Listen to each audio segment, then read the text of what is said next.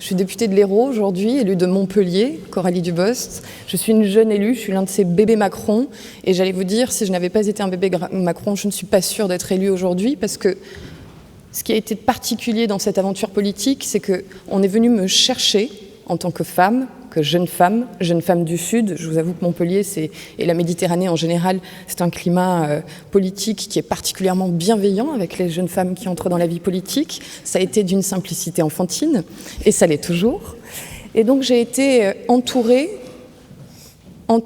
recherchée, profilée, coportée par un ensemble de personnes, et à l'intérieur desquelles je compte aussi des hommes, qui voulait particulièrement faire émerger cette mixité en politique, ce qui n'était pas gagné d'avance.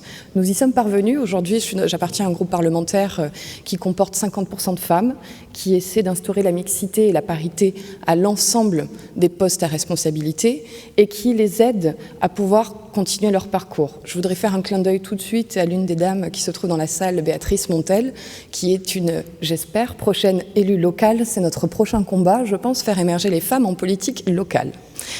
Tout ceci pour vous dire qu'avant d'arriver en politique, j'étais déjà quelqu'un de très engagé dans la vie en société, sur la mixité, et la mixité au sens large. Je ne me définirais pas du tout comme une féministe, et j'ai beaucoup travaillé en matière de RSE dans les politiques de diversité.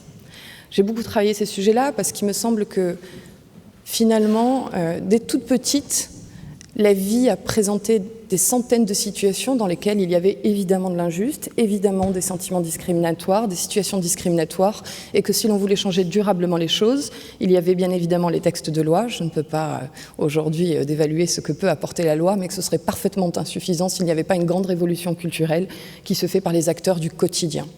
J'ai donc été engagée dans différentes associations et puis j'en ai fait mon métier. J'étais experte en engagement RSE que j'ai eu la joie de traduire très rapidement dans mon mandat à l'Assemblée en étant rapporteure de la loi Pacte. Il y a 2-3 petites anecdotes parce que je pense quand même quand on est femme en France, dans un pays où a priori les choses vont plutôt bien, moi j'ai grandi dans un milieu culturel, intellectuel, social, où la place de la femme était tout à fait équivalente à celle de l'homme et favorisée. Et j'ai percuté les différenciations femmes-hommes en entrant dans la société. Alors quand je parle d'entrer dans la société, je vais en parler très tôt.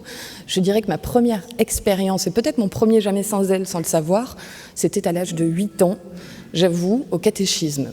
J'avais suivi consciencieusement à l'époque avec mon école ces cours de catéchisme et puis arrivé au moment des félicitations, des remerciements en fin d'année, je savais que j'avais bien travaillé, j'ai toujours été studieuse et la paroisse m'a expliqué que j'avais pas de place parce que j'étais une femme et que c'était réservé aux garçons. Et là, ça a été d'une dureté, d'une brutalité pour moi incompréhensible totalement. Donc j'ai décidé à ce moment-là d'avoir un échange quand même avec la paroisse pour qu'on me justifie un petit peu ça.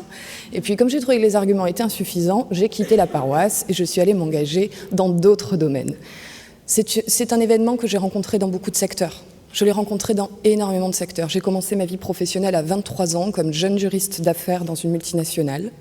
À la fin de la première année, on m'a dit que j'avais très bien organisé mes contentieux, que j'avais gagné beaucoup d'affaires et mon directeur juridique a eu le petit mot d'esprit de dire qu'évidemment c'était bien connu que Coralie Dubost gagnait ses procès au sourire. Donc je vous avoue que ça a été encore une félicitation qui m'est allée droit au cœur et je me suis dit qu'on avait encore beaucoup de chemin à faire parce que quand bien même vous travaillez, quand bien même vous prenez les choses avec sérieux, quand bien même vous osez vous exposer, ce ne soit pas naturel pour vous, là encore, il va y avoir quelques remarques. Et quand j'ai rencontré Tatiana et Natacha, c'était lors d'un événement à Montpellier, il y a quelques années, sur l'entreprise, sur la place des femmes en entreprise, sur leur façon de s'affirmer, sur leur façon de pouvoir s'exprimer accompagnées d'hommes, parce que je tiens à le dire, je pense que c'est un combat qu'ils ne se mènent qu'ensemble. Ça a été, je crois, une évidence.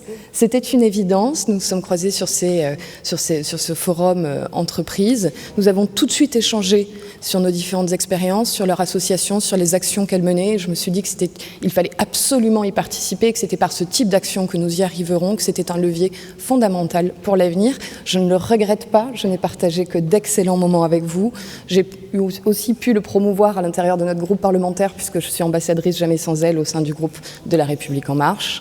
Et aujourd'hui, j'ai à cœur de pouvoir partager plus en détail les différents moyens, leviers d'action que nous allons pouvoir partager pour changer les choses durablement. Merci à tous.